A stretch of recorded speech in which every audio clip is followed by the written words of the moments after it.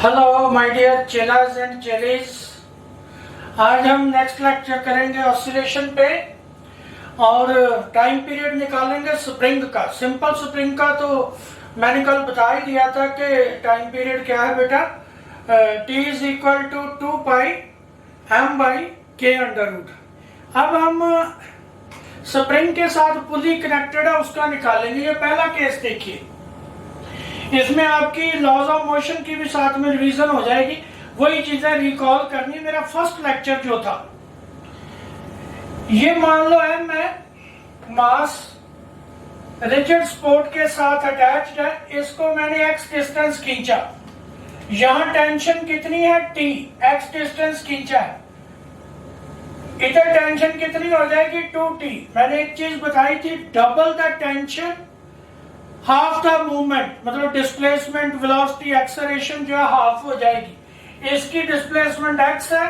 तो इसकी कितनी हो जाएगी x बाई 2। तो स्प्रिंग के ऊपर जो फोर्स लग रही है दैट इज 2t। तो हम क्या करेंगे, 2t इज इक्वल टू होता क्या, force is equal to kx। Restoring force हमेशा नेगेटिव में, तो यहाँ फोर्स कितनी लग रही है स्प्रिंग के ऊपर 2t। 2t कितना माइनस k, डिस्प्लेसमेंट कितनी है स्प्रिंग की x बाई 2, क्योंकि इसकी x है, यहाँ टेंशन डबल होने के कारण डिस्प्लेसमेंट हाफ हो गई, माइनस के एक्स बाई 2। तो t कितना आ गया माइनस के एक्स बाई 4।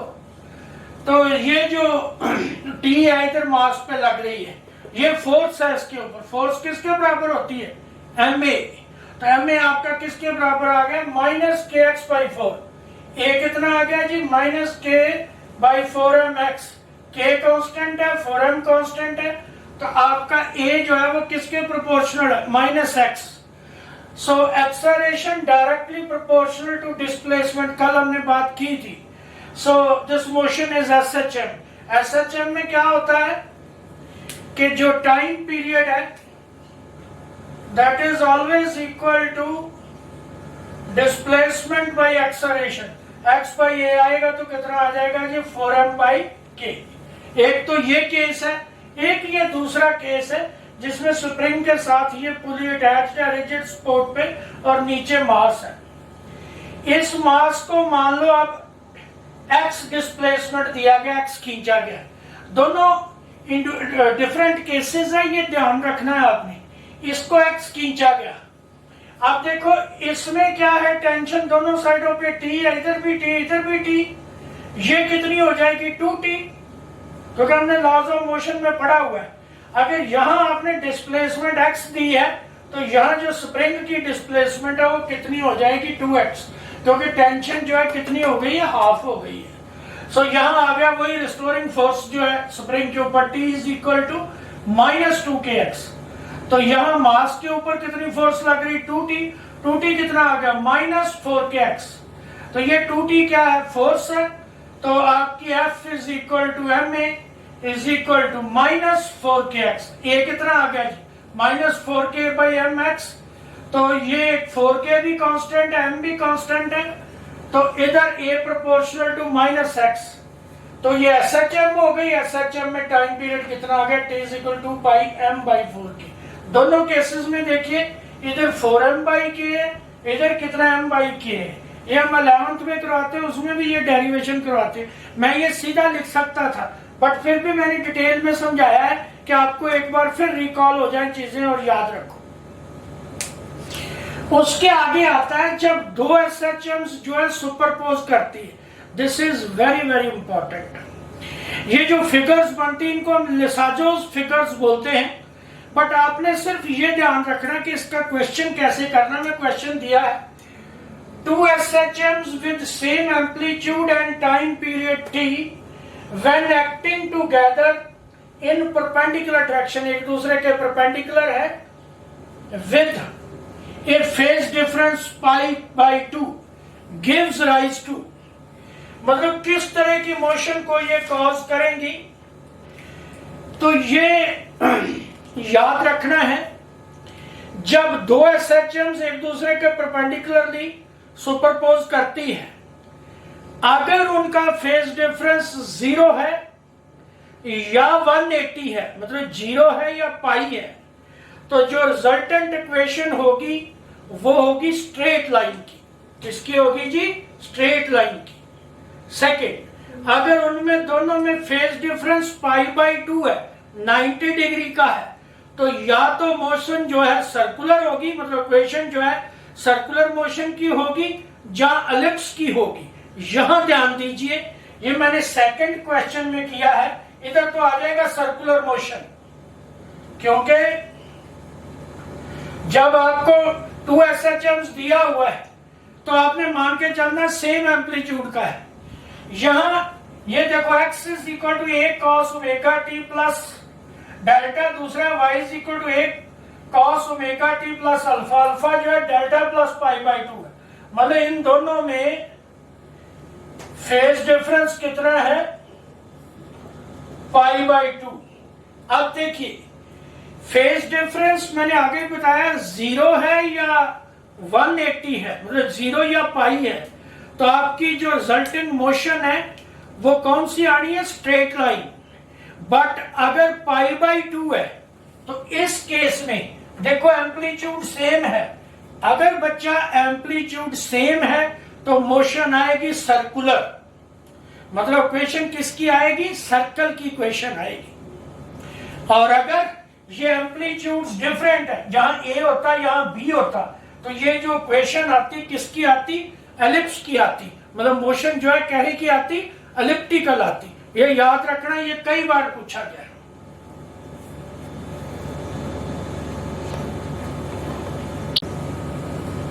हाँ जी, एक सिंपल पेंडुलम है जो कि SHM एग्जीक्यूट कर रहा है, उसका मास m है। Eight any instant it is eight extreme position, तो टोटल एनर्जी जो है उसकी E है। पूछा गया है कि जब वो फेज चेंज उसमें π/3 आ जाएगी तो तब जो है जो उसका मोमेंटम है, लीनियर मोमेंटम कितना होगा। मतलब कि इधर से एक्सट्रीम से वो 60 डिग्री फेज उसने चेंज कर लिया है, तो उसका जो अपना लीनियर मोमेंटम है वो कितना होगा। देखिए question, a simple pendulum of mass m executes SHM with total energy E. It is at one of the extreme positions, then its linear momentum after phase shift of π/3, जब उसने π/3 phase shift लिया है तो तब जो है उसका momentum कितना होगा। बच्चों मैं सीधी बात आपको बताता हूं, ये ध्यान से सुनना, ज्यादा लाग लपेट में नहीं हमने पढ़ना है, सीधी बात। अगर मीन पोजीशन से आप मोशन ले रहे हो, मतलब स्टार्ट की यहां से, इसके लिए इक्वेशन लिखनी, मीन पोजीशन से शुरू हो रहे हो, तो इक्वेशन लिखनी है साइन वाली। आपने पढ़ा हुआ ना SHM की equation, y is equal to a sine omega T, theta जो है किसके बराबर है? Omega T. और जो अगर एक्सट्रीम से लेनी है, मतलब उसने बोला हुआ है ना कि at any instant it is one of the extreme positions, तो एक्सट्रीम के लिए आपने इक्वेशन कौन सी लेनी है? y is equal to a cos omega T, ये याद रखना है जी। साइन और कॉस में 90 डिग्री का डिफरेंस होता है फेज का, सिमिलरली मीन और एक्सट्रीम में 90 डिग्री, ये याद रख के चलना है, आपके क्वेश्चंस इजी हो जाएंगे। तो उसने कितना बोला कि एक्सट्रीम से फेज शिफ्ट कितनी हुई है? π/3, cos π/3 कितना आता है? 1/2, y कितना आ गया जी? a/2। अब हमने काइनेटिक एनर्जी निकाल ली। काइनेटिक एनर्जी कितनी होती है बेटा? 1/2 m omega square a square minus y square. y जो है डिस्प्लेसमेंट है, तो डिस्प्लेसमेंट कितनी है? a/2, तो इसको स्क्वायर करोगे तो कितना आ गया? a square by 4। ये कितना आ गया? 1/2 m omega square a square, तो इसका आ गया 3/4। ये आपकी टोटल एनर्जी कितनी दी हुई है? E दी हुई है जी। तो काइनेटिक एनर्जी कितनी आ गई? 3/4 E, राइट। तो इसमें 3/4 ही दी हुई है काइनेटिक एनर्जी। तो आपने पढ़ा हुआ है k is equal to P square by 2m, उसमें मैकेनिक्स में, तो इससे p कितना आ गया? 2m के 2m इंटू 3/4 e, 3/4 इसको करोगे कैलकुलेट तो आपका कितना आ जाएगा बेटा? 3/2 m e। एक तो क्वेश्चन ये हो गया इस टाइप का। दूसरा जो है, इसमें आप करोगे कि दिया हुआ है कि पोटेंशियल एनर्जी जो है किसी पार्टिकल की मास m है, तो यूनिडायरेक्शनल है, उसमें पोटेंशियल एनर्जी ये दी हुई है, उसका टाइम पीरियड निकालो। ये दी हुई है जी पोटेंशियल एनर्जी, उसका टाइम पीरियड निकालो। हमें पता है ना, हम पढ़ के आए वर्क पावर एनर्जी में F is equal to du/dx। तो du/dx में F जो है कितना आ गया, इसका डिफरेंशियल करेंगे कितना आ गया 4βx। F जो ma के बराबर होता है, तो a कितना आ गया -4β/m इंटू x। ये कांस्टेंट है क्योंकि बीटा और अल्फा कांस्टेंट्स दिए हुए, तो a किसके बराबर आ गया, a is proportional to -x। Motion कौन सी आ गई, SHM। SHM में टाइम पीरियड क्या होता है, 2 बाई डिस्प्लेसमेंट बाई एक्सलेरेशन, तो वो आपका आ गया m/4β। 4 को बाहर निकालोगे 2 आ जाएगा, 2 से 2 कट जाएगा, तो इससे टाइम पीरियड आपका बेटा क्या आ गया, t पाई m/β। अब इसके आगे मैं आपको ऑसिलेशन की टाइप बताऊंगा, जरा ध्यान से सुनना। एक होती है फ्री ऑसिलेशंस। फ्री ऑसिलेशंस में क्या है, body oscillates with its own natural frequency. एक होती है फोर्स्ड ऑसिलेशंस, जिसमें बॉडी को ऑसिलेट करवाया जाता है with A frequency other than it's natural frequency. और थर्ड होती है रेजोनेंट ऑसिलेशंस। रेजोनेंट में जो अप्लाइड फ्रीक्वेंसी होती है that matches the natural frequency of the body. मैं आपको एक एग्जांपल देता हूं, जैसे आपका माइक्रोवेव ओवन है, तो माइक्रोवेव ओवन में आपने देखा होगा कि बहुत जल्दी खाना पक जाता है। खाना पकने का मतलब क्या है कि जो वाटर मॉलिक्यूल्स है फूड के बीच में वो ड्राई हो जाए। तो क्या होता है कि जो वाटर मॉलिक्यूल्स की फ्रीक्वेंसी है और माइक्रोवेव्स की फ्रीक्वेंसी है आपस में मैच करते हैं। मैच करने से क्या है, रेजोनेंस होती है। रेजोनेंस का मतलब क्या है कि एम्पलीट्यूड एकदम बढ़ती है। तो आपने पढ़ा होगा कि इंटेंसिटी एंड हेंस एनर्जी जो है that is directly proportional to the scale of the amplitude. तो ये जो एनर्जी है ये हीट की फॉर्म में प्रोड्यूस होती है, तो खाना जो है वो जल्दी पक जाता है। This is the best example of resonant oscillation. This is because of this reason that army personnel are asked to break the step while walking on the bridge। कि उनको बोला जाता है कि लेफ्ट राइट नहीं करना, कि अगर उनके फुट की फ्रीक्वेंसी जो है, वॉकिंग की फ्रीक्वेंसी जो है ब्रिज की फ्रीक्वेंसी से मैच कर गई तो एम्पलीट्यूड बढ़ जाएगी, रेजोनेंस होगी जिसके कारण एम्पलीट्यूड बढ़ेगी और ब्रिज जो है वो गिर जा सकता है। तो इसके आगे ऑसिलेशन जो है उसमें डैम्प्ड और अनडैम्प्ड आता है। अनडैम्प्ड तो हम पीछे पढ़ के आए हैं, जो फ्री ऑसिलेशन उसमें SHM में पढ़ी हैं, जिसमें हमने पढ़ा acceleration directly proportional to displacement. तो उसकी मैं अभी इक्वेशन देता हूं आपको, और जो फोर्स्ड ऑसिलेशंस हैं और अनडैम्प्ड ऑसिलेशंस हैं, डैम्प्ड ऑसिलेशंस हैं, इनके क्वेश्चन वगैरह भी करते हैं। तो ये आप उतनी देर नोट कर लो, फिर मैं आगे इसके डैम्प्ड के क्वेश्चन करवाता हूं। हाँ जी, किसी भी SHM में हम इक्वेशन लिखते हैं m is equal to double derivative of x plus kx is equal to 0। ये अनडैम्प्ड है। डैम्प्ड में क्या आ जाता है, डैम्पिंग कांस्टेंट आ जाता है। डैम्प्ड में ये भी यही इक्वेशन रहती है प्लस bv आ जाता है। मतलब ये मैं आगे जाके लिखता हूँ, तो डैम्प्ड ऑसिलेशन का क्वेश्चन करवाया, उसमें मैं बताऊंगा आपको, इक्वेशन लिख के दिखाऊंगा। दिया गया हुआ एक particle execute SHM according to equation 4 double derivative of x plus 320x is equal to 0। तो ये जो है SHM की इक्वेशन है। तो इसके साथ हमने कंपैरिजन कर देना। k किसके बराबर होता है, m ओमेगा स्क्वायर। m आपका इस इसके साथ क्वेश्चन को कंपेयर करेंगे, m कितना आ गया जी 4 kg, और k जो है इसके साथ कंपेयर करेंगे तो कितना आ गया 320। अब ये क्वेश्चन यूज करते हैं, 320 is equal to 4 omega square, omega square कितना आ गया 80, और ओमेगा जो है √80 आ गया। t किसके बराबर होता है 2 pi by omega, 2 pi by 80। इसको सॉल्व करोगे तो कितना आ जाएगा 4√5, ये कट गया 2 से, 2 कितना आ गया π/2√5। ये क्वेश्चन मैंने इसलिए मतलब क्वेश्चन करवाया है कि जब कभी कहीं ऐसा आ जाए तो उसमें आप ये क्वेश्चन यूज कर सको। मैं थोड़ा लिखता हूं, इधर देखिए जरा, ये हमारे पास होता है ना a प्रोपोर्शनल टू x, तो क्या होता है d² x by dt² is equal to minus proportional to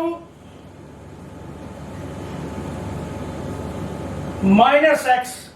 ये वाली इक्वेशन मैंने यूज की है, राइट। तो ये वाली इक्वेशन जो है इधर मैंने यूज की है, ये SHM की इक्वेशन है कि जिसमें जो है अगर डबल डेरिवेटिव मतलब एक्सेलरेशन डायरेक्टली प्रोपोर्शनल टू क्या है डिस्प्लेसमेंट। अब बात करेंगे डैम्प्ड ऑसिलेशन की। डैम्प्ड ऑसिलेशन में क्या होता है, जैसे आपका सिंपल पेंडुलम स्कूल में एक्सपेरिमेंट करते हो तो धीरे धीरे एम्पलीट्यूड जो है वो डिक्रीज होती जाती है। तो ऐसा ही एक मैंने क्वेश्चन लिया है, in damped oscillation the amplitude is reduced to half. Original amplitude कितनी दी हुई है 5 सेंटीमीटर, पहली ऑसिलेशन में 5 थी। At the end of 25 oscillation, 25 oscillations के बाद जो एम्पलीट्यूड है वो हाफ रह जाती है। तो उसने पूछा है कि 50 ऑसिलेशंस के बाद कितनी रह जाएगी। अब देखो डैम्प्ड ऑसिलेशंस में जो एम्पलीट्यूड है दैट डिक्रीजेस एक्सपोनेंशियली। जैसे इधर था ऐसे ऐसे ऐसे ऐसे, यहां ऐसे नहीं होता, यहां कैसे होता है ऐसे ऐसे ऐसे, मतलब एम्पलीट्यूड जो है वो क्या करती जाती है डिक्रीज करती जाती है, एक्सपोनेंशियली फॉल करती है। तो उस केस के लिए एम्पलीट्यूड का फॉर्मूला क्या होता है, A is equal to A0 E minus BT/2M। B क्या है डैम्पिंग कांस्टेंट। तो इधर जो इक्वेशन होती है वो क्या होती है आपकी डैम्प्ड ऑसिलेशंस के लिए, M d²x dt² plus BV plus kx is equal to 0। इसको आप v को dx बाई dt भी ले सकते हो। ये b क्या है, ये क्या है डैम्पिंग कांस्टेंट। तो ये वाली इक्वेशन आप यूज करते हो। तो ये है एम्पलीट्यूड की इक्वेशन। हमने इस पे नहीं, हमने ये इसका सोल्यूशन निकाल के आगे किया है, इस इक्वेशन पे आपने जाना है। अब देखिए एक ऑसिलेशन का टाइम पीरियड अगर t है तो 25 का कितना हो गया 25t। इस इक्वेशन में t की वैल्यू हमने कितनी पुट कर दी 25t। एम्पलीट्यूड कितनी थी हाफ, तो ये आ गया 1/2 is equal to E minus B25t/2m। ये क्वेश्चन नंबर 1 आ गई। अब 25 ऑसिलेशंस के लिए क्या किया है, A is equal to A0 E 25t की बजाय क्या कर दिया 50t। तो 50t है, इसका हम स्केयर करते हैं, एक्सपोनेंट में स्केयर करोगे तो वो आके साथ मल्टीप्लाई हो जाएगा, ये याद रखना है। एक्सपोनेंट में मैंने क्या किया स्केयर, स्केयर जो है इसके साथ आके क्या हो जाना मल्टीप्लाई। तो इसकी वैल्यू आपको दी हुई है, ये देखो इस पोर्शन की, ये वाली, ये कितनी दी हुई है 1/2। तो 1/2 का स्केयर है कितना आ गया 1/4। A0 आपको दी हुई है 5, तो आपकी जो एम्पलीट्यूड है that comes out to be 1.25 centimetre. इसमें एक तो एम्पलीट्यूड वाली इक्वेशन याद रखनी है, राइट। और ऐसे मान लो आपको पूछा होता आफ्टर 75 ऑसिलेशंस, तो इधर क्या आ जाना था 75, तो हमने इसको क्या कर लेना था इसका क्यूब। तो इसका क्यूब करते तो क्या आ जाता 1/2 का क्यूब 1/8 आ जाता। तो एम्पलीट्यूड कितनी आ जाती A0/8। 100 होता तो 4 हो जाता, इधर स्क्वायर की बजाय 4 हो जाता, तो कितना आ जाता A0/60 एंड सो ऑन। सो ये क्वेश्चन आपने याद रखनी है, ये इसके ऊपर मोस्टली पूछा जाता है कितनी ऑसिलेशंस के बाद एम्पलीट्यूड कितनी है, ये जरूर अच्छी तरह कीजिएगा क्वेश्चन, ये क्वेश्चन याद रखिएगा। Thank you, that's all for this. For our next lecture we will start with waves.